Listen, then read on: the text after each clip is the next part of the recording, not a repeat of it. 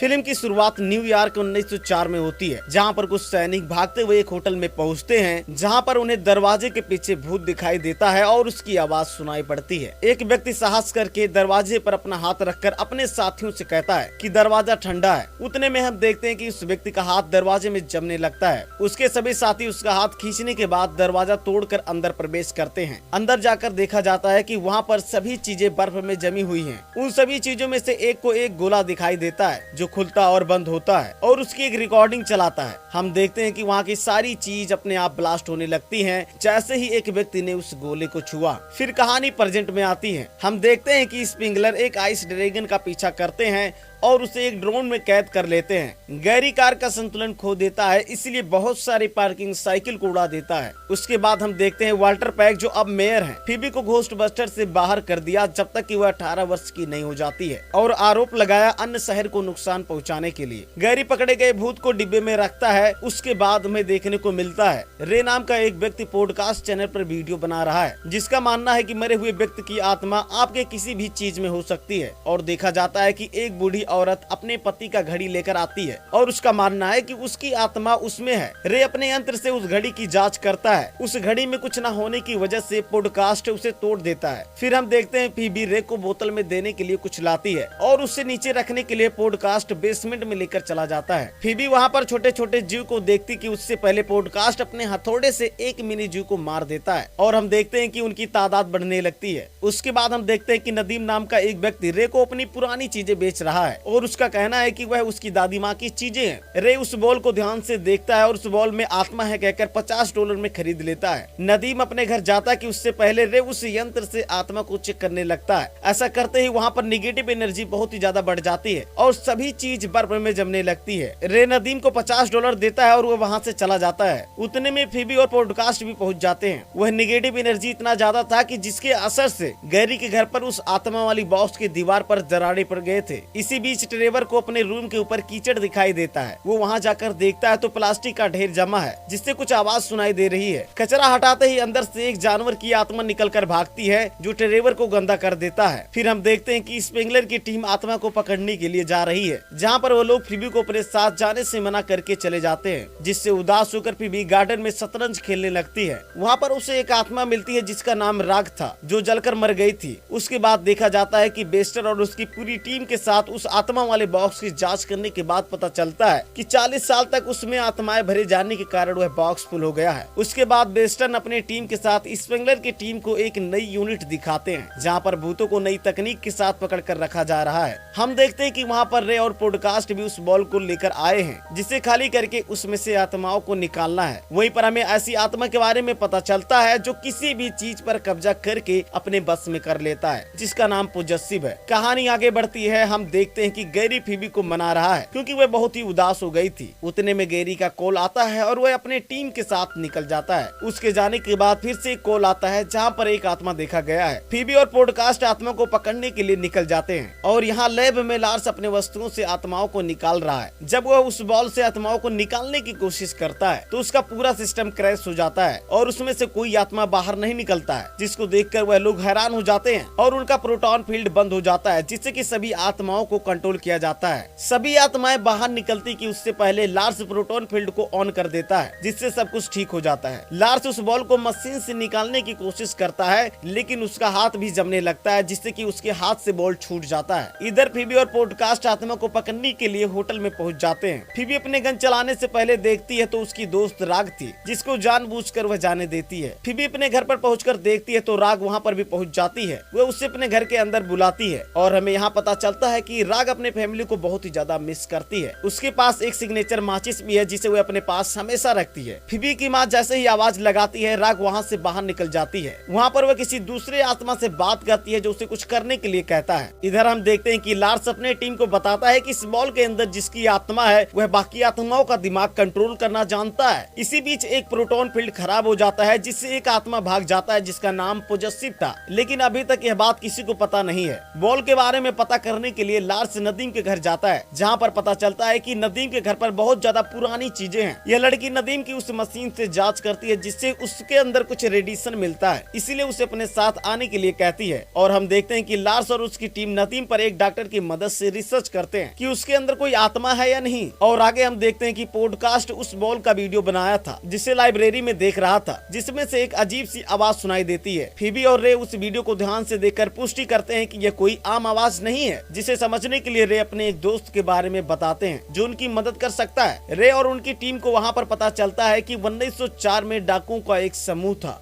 जिसने उस बॉल को चुराया था, जिसमें कराका नाम का एक राक्षस था। उन्होंने एक मंत्र बजाया था जिससे वह बाहर निकलकर सबको बर्फ से जमा कर मार डाला था, वो भी मई और जून के महीने में। रे का दोस्त वह मंत्र सुनाने लगता है, तभी पोजेसिव पॉडकास्ट के बैग से निकलकर उस मशीन को अपने कंट्रोल में कर लेता है और उस साउंड को बैग में रखकर भागने लगता है। सब लोग उस बैग का पीछा करते हैं। तभी रे को शेर के एक स्टेचू पर उसका बैग दिखता है जिसे उतारने की कोशिश करते हैं। तभी पोजेसिव उस शेर को अपने बस में कर लेता है और उन सबको खाने के लिए उनकी ओर बढ़ता है। फीबी उसे पकड़ने की कोशिश करती है लेकिन वो वहाँ से भाग जाता है। शेर का स्टेचू नुकसान होने की वजह से वाल्टर फीबी को फिर से डांटते हैं क्योंकि उसकी उम्र 18 से कम है और उसे शेर का स्टेचू नुकसान होने की वजह से अरेस्ट कर लेते हैं, लेकिन बाद में उसे रिहा कर दिया गया और स्पेंगलर ने आखिरी रात फायर हाउस में बिताई। फायर हाउस में रे और पॉडकास्ट नदीम को बताते हैं कि वह एक फायर मास्टर है जो कराका से लड़ सकता है। रे एक लाइटर जलाकर उससे बिना छुए मोमबत्ती जलाने के लिए कहते हैं। नदीम को अपने ऊपर विश्वास नहीं होता है लेकिन वह बार बार कोशिश करता रहता है। इधर गैरी फोबे से बात करने के लिए जाता है लेकिन वह राग के साथ घूमने के लिए वापस चली जाती है। इसके बाद फीबी ने खुद को 2 मिनट के लिए भूत में बदलने के लिए सोचा, लेकिन जब वह ऐसा करती है तो राग उसे अपने परिवार को फिर से देखने की उम्मीद में पकड़ लेती है और उसे कराका को सौंप देती है। कराका उसे अपने बस में करके मंत्र का उच्चारण करवा लेता है जिससे वह उस बॉल से आजाद हो जाता है और सीधे नदीम के घर जाता है। वहाँ पर सभी चीजों को तबाह करके अपनी सींग लगा लेता है जिससे वह बहुत ही ज्यादा ताकतवर हो जाता है। इससे पहले कि फीबी उसके पास वापस जाती, गैरी और कैली फोबे से मिलने जाते हैं, लेकिन वो सबको बताती है कि दुनिया खतरे में है क्योंकि कराका आजाद हो गया है। जिसको सुनने के बाद गैरी फायर हाउस पर जाता है जहाँ अन्य घोस्ट बस्टर और नदीम है। नदीम अपनी शक्तियों का अभ्यास करता है जबकि पूरी टीम कराका पर नजर रखते हैं। कराका जमीन पर आता है और पूरे शहर को बर्फ में ढक देता है और सीधे फायर हाउस की तरफ बढ़ता है। फायर हाउस में पोजेसिव भी आ जाता है जो कार को अपने बस में करके सबको परेशान करता है, यहाँ तक कि प्रोटोन पैड को अपने कंट्रोल में करके ट्रेवर को मारने वाला था, लेकिन नदीम अपने शक्तियों से उसे बचा लेता है। पोजेसिव एक पिज्जा में चला जाता है जिससे वह हरा वाला जानवर उसे खा लेता है। इसी बीच कराका फायर हाउस पर पहुंच जाता है जहाँ पर सभी घोस्टबस्टर अपने प्रोटोन पैड से हमला करते हैं, लेकिन उसे कुछ भी नहीं होता है। तभी फायर मास्टर वहाँ पर पहुंच जाता है। नदीम लाइटर जलाने की कोशिश करता है जिससे आग को कंट्रोल करके फाइट कर सके, लेकिन बदकिस्मत से लाइटर का पूरा गैस खत्म हो जाता है। उतने में कराका सभी घोस्टबस्टर को जवाब देता है। तभी आखिरी में राग की वहाँ पर एंट्री होती है जो अपनी सिग्नेचर माचिस की एक तीली जला देती है जिससे नदीम आग को कंट्रोल करके कराका पर हमला कर देता है। तब तक उन सभी घोस्टबस्टर को भी होश आ जाता है और सभी घोस्टबस्टर मिलकर कराका को फिर से कैद कर देते हैं। गैंग द्वारा अच्छा काम करने के बावजूद मेयर अभी भी घोस्टबस्टर को बधाई देने से इनकार करते हैं, लेकिन जनता उन्हें अपना मन बदलने के लिए मजबूर करती है और हमें देखने को मिलता है आइस ड्रैगन और श्रीमर को आजाद कर दिया गया है और ट्रेवर परिवार के साथ भूतों के पीछे कार चलाता है। तो यहीं पर वीडियो को लाइक करके चैनल को सब्सक्राइब कर दीजिएगा। फिर मिलते हैं एक मस्त वीडियो के साथ, तब तक के लिए बाय बाय।